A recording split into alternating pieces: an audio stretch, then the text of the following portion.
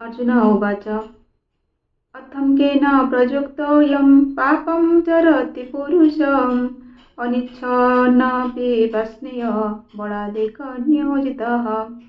अर्जुन पचारिले, हे कृष्ण, पुणी यही मनुष्य स्वयं इच्छा न कले मध्य बलपूर्वक नियोजित हेला परी काहा द्वारा प्रेरित होई पाप आचरण करे। श्री भगवान उवाच कामयेष क्रोधमेष रजगुण समभवः महाशनो महापापम विघ्नेन इदं वैरिणम्। श्री भगवान कहले, रजगुण उत्पन्न यही काम ही क्रोध अटे, केबे हेले तृप्त होय नाही और से बड़ पापी। यही विषय रे एहाको ही तुमे शत्रु बोली जान। धूमेन व्रियते वह्नि यथादर्शो मलिन च यथोल्बेन वृतो गर्भस्तथा तेनेदमावृतम्।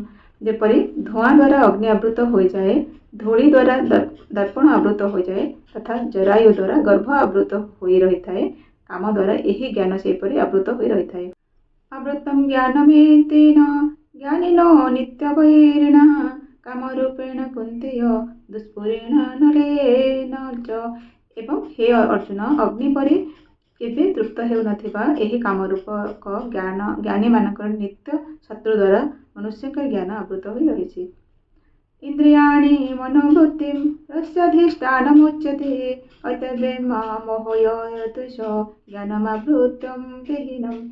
इंद्रिय गण मन और बुद्धि ये सबको कामर वासस्थान बोली कहा जाए। यही काम जहाँ द्वारा अर्थात मन बुद्धि और इंद्रिय मान द्वारा ही ज्ञान को आच्छादित करी जीवात्मा को विमोहित करे।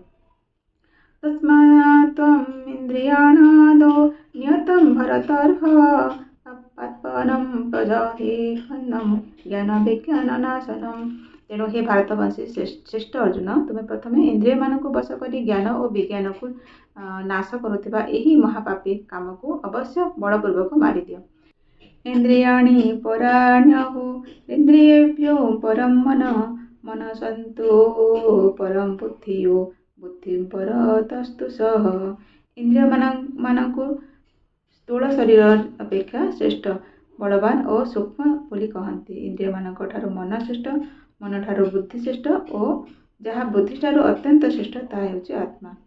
एवं बुद्धो परं बुद्धां संस्तभ्यात्मानमात्मनः जह्ये शत्रु महाबाहो कामरूपं दुरासदम्।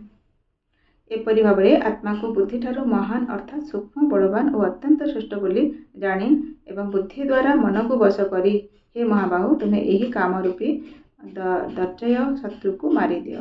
ओम इति श्रीमद्भगवद्गीता उपनिषद ब्रह्म विद्या योगशास्त्रे श्रीकृष्ण अर्जुन संवादे कर्मयोगो नाम तृतीय अध्याय। हरि ओम तत्सत् हरि ओम तत्सत् हरि ओम तत्सत्।